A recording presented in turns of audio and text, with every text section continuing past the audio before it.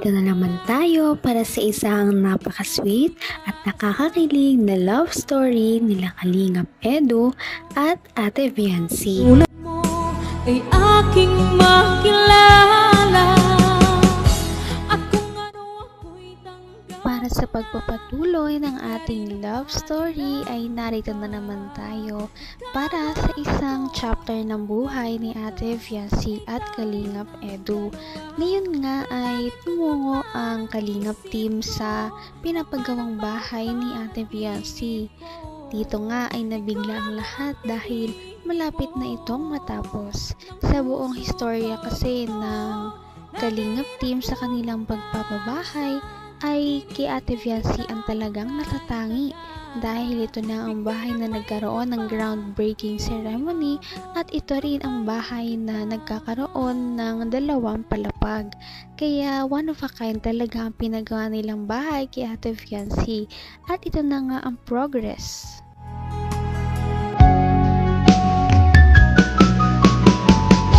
Ang nais ko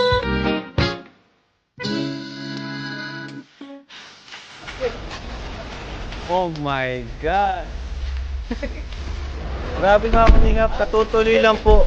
Last 3 days ago ata. Pero, bihira yan. Hindi ako makapaniwala mga Kalingap na nakapagpatayo po tayo ng ganyan para sa beneficiary lang po. Tingnan nyo, grabe naman! Grabe guys, parang bahay ko na yan ah. Dream house. Dream house na yan bro! Grabe guys! Paano may bahay ng ganyan malaki? Grabe ka, Viancy. Sakalam ka, Viancy. May Edo ka na, may malaking bahay ka pa.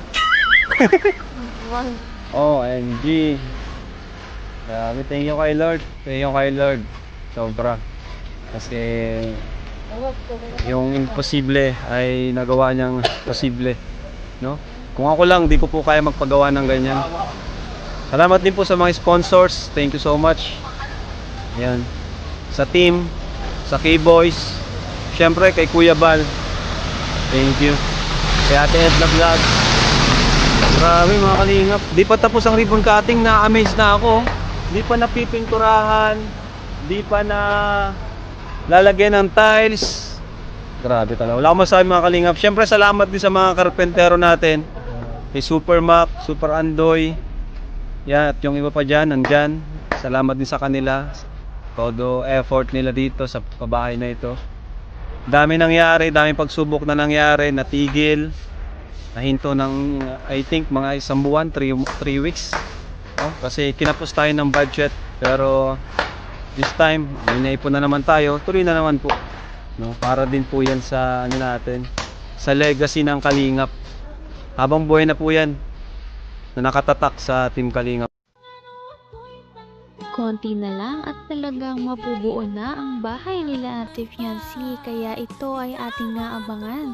Samantala habang nandito pa sila sa kanilang dating bahay, ay patuloy pa rin talaga ang paghihirap nila. Kaya naman hindi na nga sila makapaghintay na makalipat at nangyari na rin iyon soon. Lamunin na yung kanilang lupa dito. Siguro dapat ay makalipat na talaga. Yan. Tay! Ay, grabe. Hello po. Grabe, Tay. Ang taas ng tubig, Tay. Magandang hapon po. Taas ng tubig.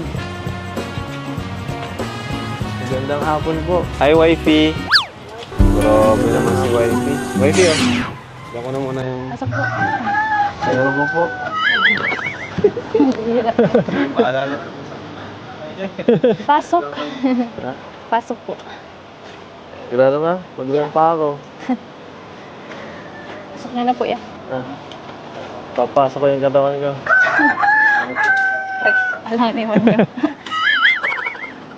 Opo ah. Ang bira, bakit nakalubog ito?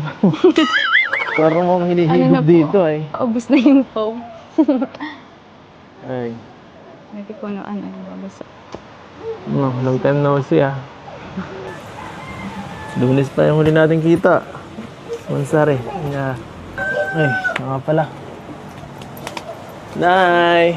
Hello po, tita. Tita. Magandang hapon po.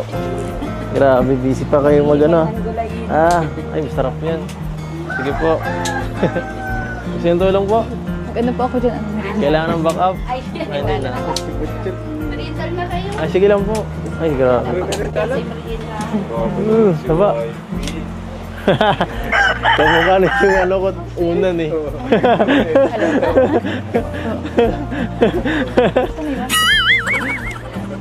Gawin nyo lang? Gawin nyo lang? Hindi ko kanina po ako. Nagpasundo po ako at ano. Lakas ng ano ah. Hindi ka natakot dyan? Hindi Bakit si Marimar ka nga pala? Talagang napakalapat ng mga ngiti ng dalawang ito dahil puntagal na rin silang hindi nagkita. Kaya kahit kakatapos lamang ng bagyo ay talagang happy pa rin si Ate Fiancy na nakita na niya ngayon ulit si Kalingap Edu. Ano kaya ang dahilan kung bakit siya pumunta? Kita mahal. Nay! Hello po, tita. Tita. Magandang hapon po. Grabe, busy pa kayo mag ano. Ay, masarap yan. Sige po. Gusto yung tulong po? Ano po ako dyan? Kailangan ng backup? Ay, hindi na. Ay, sige lang po. Ay, grabe. Saba. Kamukha na yung ano ko unan eh.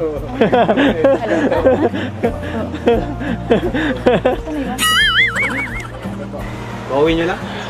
Gawin nyo lang? Hindi ko kanina po ako. Nagpasundo po ako at ano. Lakas ng ano ah.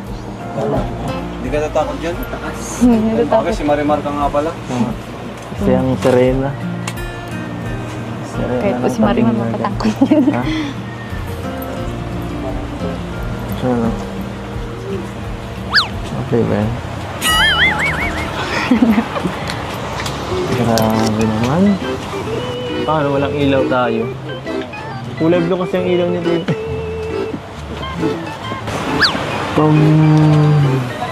Ano? Ano? Hi.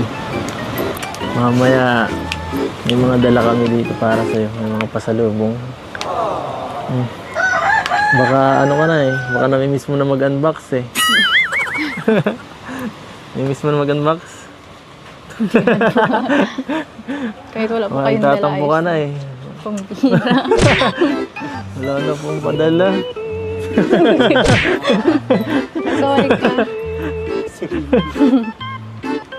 Hindi po ako ganun. Hindi wala kayong dala, ayos lang. Kahit wala. Kahit ako lang. Kahit ikaw lang. Joke lang. Joke lang.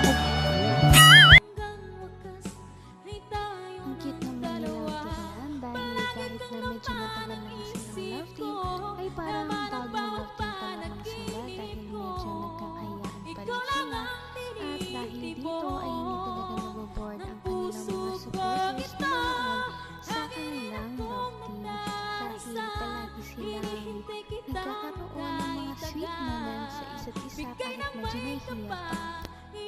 Abot kamay na kita. Hi. Mamaya may mga dala kami dito para sa'yo. May mga pasalubong. Baka ano ka na eh. Baka nami-miss mo na mag-unbox eh. Nami-miss mo na mag-unbox? Kahit wala po Baka kayong dala, tatampo ayos ka na lang. eh. Pambira. Wala na pong padala. Sorry ka. Hindi po ako ganun. Sige, Wala kayong dala, ayos lang. kahit wala. Kahit ako lang. Kahit ikaw lang. Joke lang. Joke lang. Puro ka joke. Tutuhanin mo naman.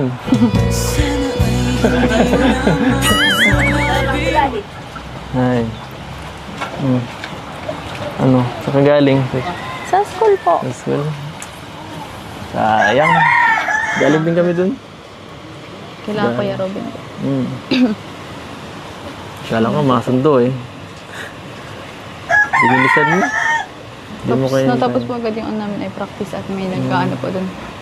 Nagpa-practice din ng ano. Siya nga pala. Wala kahapon. Ayos lang po yan. Hindi nyo man ako namimiss. Ayos lang, hindi mo man ako namimiss. Sa ganyan.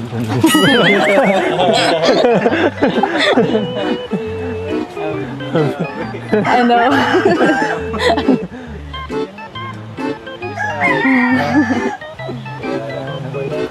Dapat kasi nagsabi ka, kara na sundo. Kasi nagsabi ay... Sabi, late na. Maulan po baga kahapon. Kutsi naman ako. Napakasimple talagang babae ni Ate Beyonce dahil sinabi niya na kahit wala daw dala ang buong Kalingap team sa kanilang pagbisita ay masaya na siya. Kaya naman ang mga ganitong tao ay talaga namang masayang pagpalain. Kaya ang makikita na natin ang mga binigay ng Kalingap team sa kanila sa susunod nating video. Napaka-sweet talaga nila at napakabait ng tambalang ito kaya maraming sumusuporta. Kaya naman sana ipatuloy natin silang suportahan at mahalin si Beyonce, si Kalingap Edu at ang Kalingap team. Yun lamang at maraming salamat sa panonood. Abangan natin kung magkakatuluyan ba talaga si Kalingap Edu at Beyonce. Hanggang sa muli. Bye! Ngayon'y abot